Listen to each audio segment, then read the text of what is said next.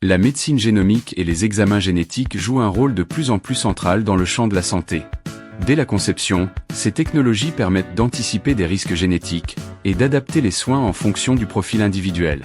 Toutefois, qu'il s'agisse d'intervenir sur le génome humain, de sélectionner des embryons avant ou pendant la grossesse, ou encore de proposer des examens génétiques pour orienter la prévention ou le soin, les innovations en génétique bouleversent notre rapport au vivant. Ces avancées soulèvent donc des enjeux bioéthiques majeurs, notamment liés à la modification du génome humain. Elles interrogent en effet la nature même de la constitution humaine, et posent la question des limites à ne pas franchir dans l'intervention sur l'identité génétique. De surcroît, il faut garder à l'esprit que toute modification transmissible du génome engage non seulement la vie d'un individu mais aussi celle des générations futures, ce qui pose des questions majeures en termes de consentement, de responsabilité intergénérationnelle et de conséquences irréversibles et ou imprévues sur le patrimoine génétique humain. Les modifications génétiques germinales, c'est-à-dire transmissibles aux générations futures, sont aujourd'hui interdites en France au regard de ces risques et du respect de l'intégrité biologique.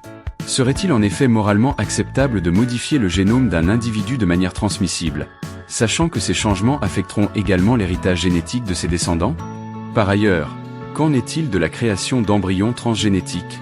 Par transfert mitochondrial, il est aujourd'hui possible de faire naître un bébé conçu à partir de l'ADN de 3 personnes, ses 2 parents et un tiers.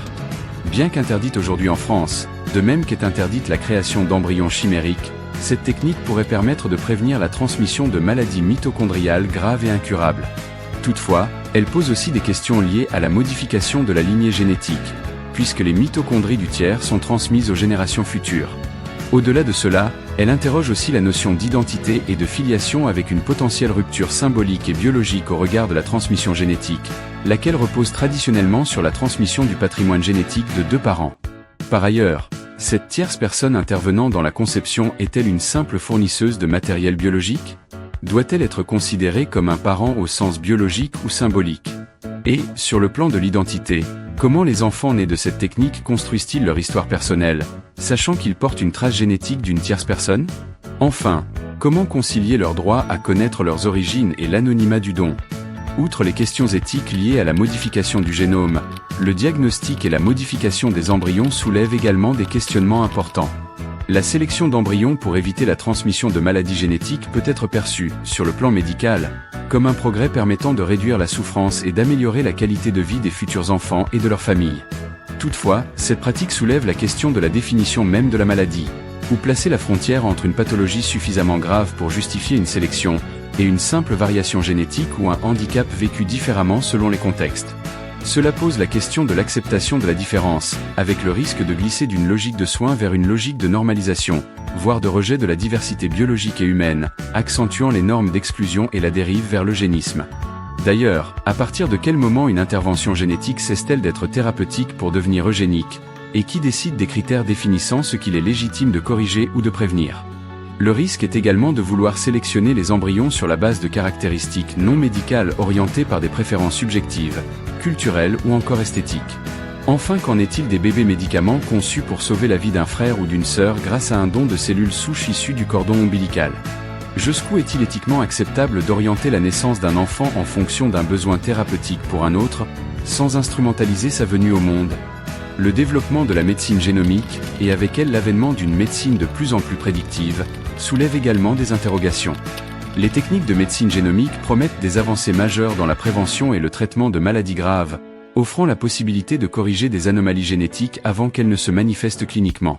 Par exemple, le dépistage préconceptionnel et prénatal offre la possibilité de détecter des anomalies génétiques chez l'embryon ou le fœtus, tandis que plus tard dans la vie, la médecine génomique permet d'identifier des prédispositions à certaines maladies chroniques ou neurodégénératives, ouvrant la voie à une médecine personnalisée et prédictive qui accompagne la personne dans un parcours de soins adapté.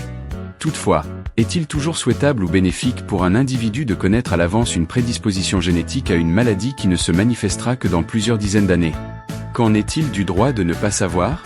Que risque-t-on à vouloir tout prédire? Et doit-on prédire des maladies pour lesquelles il n'existe actuellement pas de traitement? La question de l'utilisation, de la conservation et du partage des données génétiques est en outre un autre enjeu majeur de la réflexion bioéthique. Dans le champ de la médecine génétique, la découverte d'une anomalie soulève par exemple la question des conditions dans lesquelles un professionnel de santé peut, voire doit, informer les proches susceptibles d'être concernés, en particulier lorsque le patient ou la patiente refuse ou hésite à transmettre cette information à sa parentèle. À l'inverse, se pose aussi la question de la responsabilité de la personne informée de sa qualité de porteur ou porteuse d'une mutation transmissible. Est-elle tenue d'en avertir ses proches, au risque de leur imposer une information qu'ils préféreraient ne pas connaître ? Les avancées scientifiques dans le domaine de la génétique invitent par ailleurs à une grande vigilance concernant la conservation et l'utilisation des données génétiques. Les tests génétiques, en tant qu'outil permettant d'évaluer les prédispositions d'un individu à certaines maladies, nécessitent un encadrement strict de leur usage. En effet, le risque que ces informations soient utilisées à des fins autres que médicales, pouvant engendrer des discriminations, est une préoccupation majeure.